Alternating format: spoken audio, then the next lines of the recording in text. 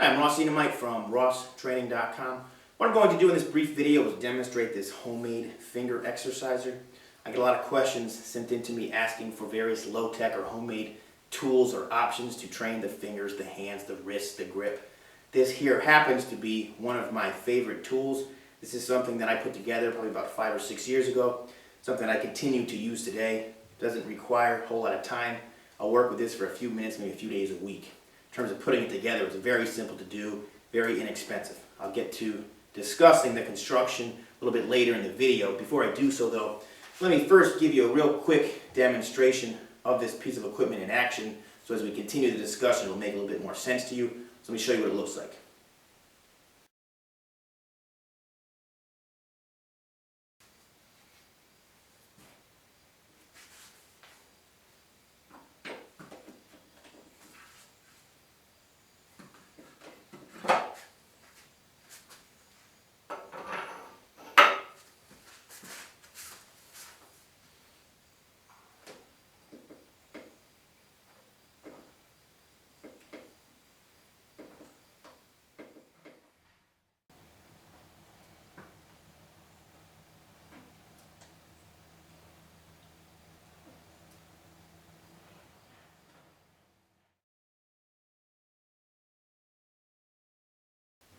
So as you can see, the setup really is quite simple. This makes for a very convenient and effective way to train individual fingers or thumb.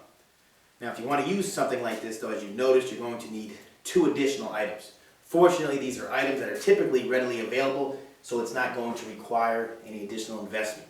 First is that of what I've demonstrated here is a thin hardcover book.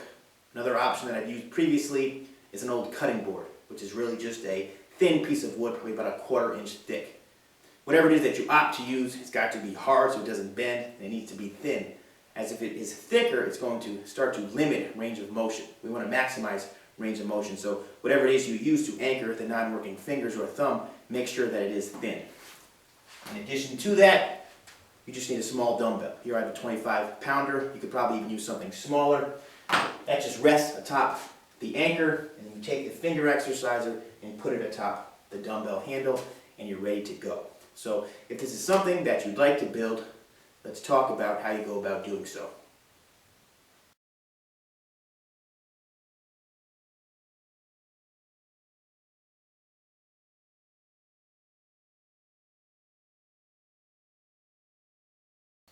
Okay, now the parts list is really quite simple. All that you have is a strip of 2x4 inch wood, a pike flange, which is screwed into the 2x4, and then a pike nipple, which is screwed into the pike flange.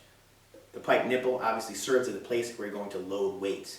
Now when you're working with this, 2.5-pound weights are convenient, as you're not going to need too much total weight. You'll be surprised at how heavy 5, 7.5, or even 10 pounds feels on something like this. In saying that, if jumping 2.5 pounds is too much, for example, you get to 5 pounds, you can't jump to 7.5 pounds, one option is to work with 1-pound wrist weights, where you can start to bridge the gap between jumps in place. So for example, you've got a 2.5 pounder on there, you don't want to jump to 5, well you add a 1-pound wrist weight, you're at 3.5.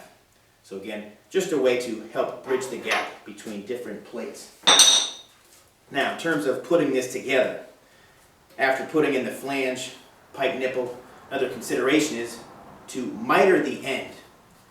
Mitering the end here at this angle is going to help maximize range of motion. If we hadn't mitered this, every time you go to close your hand, the bottom of that wood would catch and touch your anchor, whether it be a hardcover book or the cutting board as I mentioned previously. So if possible, if you have a miter saw, I recommend mitering the end.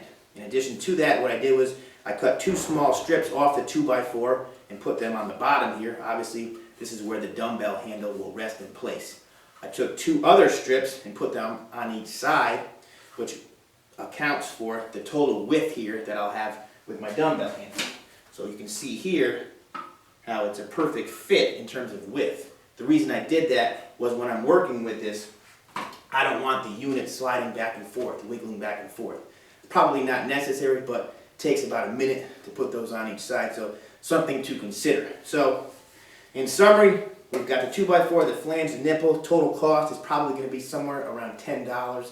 The total time to put something like this together is going to be about 10 minutes. So it's very inexpensive, easy to put together, and extremely effective at targeting fingers and thumbs. So, as always, if you have any questions about this or anything else, feel free to email me at ross@rosstraining.com.